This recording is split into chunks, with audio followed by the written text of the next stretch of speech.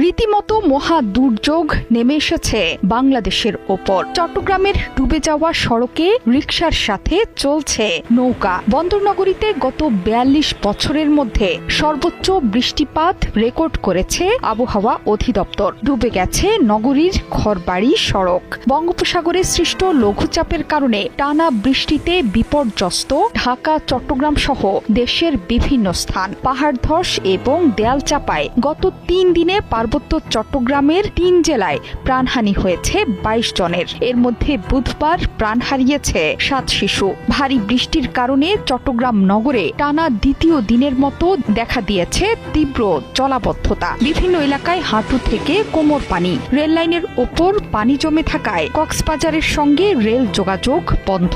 জলাবদ্ধতায় কার্যত অচল চট্টগ্রাম নগরী।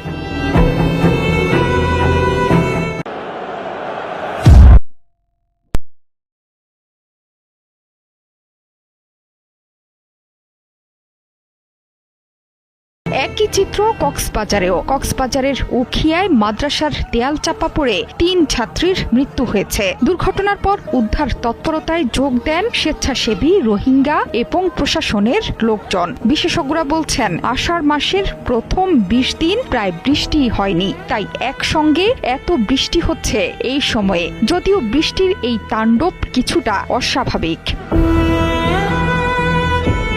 আবহাওয়া অধিদপ্তরের পূর্বাভাসে বলা হয়েছে, বর্তমানে বাংলাদেশের ওপর সক্রিয় মৌসুমী বায়ু। এর প্রভাবেই ৪ দিন ধরে বৃষ্টিপাত। এই বৃষ্টি চলবে আরও ২ দিন। বিশেষজ্ঞরা বলছেন, শুরু থেকে সমন্বয় থাকলে প্রাণহানি কমানো যেত। টানা বৃষ্টিতে চট্টগ্রাম, কক্সবাজার, রাঙ্গামাটিতে পাহাড় ধসে ৩ দিনে অন্তত ২২ জনের মৃত্যু হয়েছে।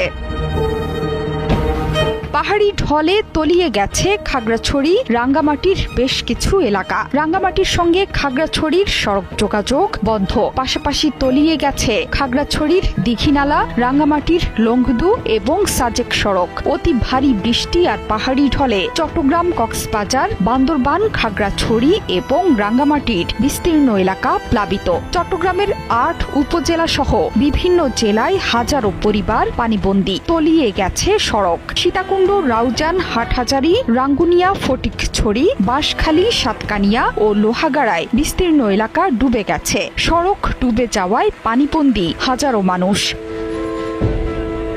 শুধু পার্বত্য চট্টগ্রামেই নয়, সারা দেশেই দুর্যোগপূর্ণ আবহাওয়া। দেশের কোথাও কোথাও সবশেষ ২৪ ঘন্টায় বৃষ্টির পরিমাণ ২০০ মিলিমিটার ছাড়িয়ে গেছে। সিলেট ও বরিশাল বিভাগে ভারী থেকে অতি ভারী বৃষ্টি হয়েছে। এই সময়ে ভারতের মেঘালয়, ত্রিপুরা সহ উজানি এলাকাতেও ভারী বৃষ্টিপাত হয়েছে। শুধু তাই নয়, আসছে ৪ দিন উজানি এলাকায় ভারী থেকে অতি ভারী বৃষ্টিপাতের পূর্বাভাস দিয়েছে কর্তৃপক্ষ।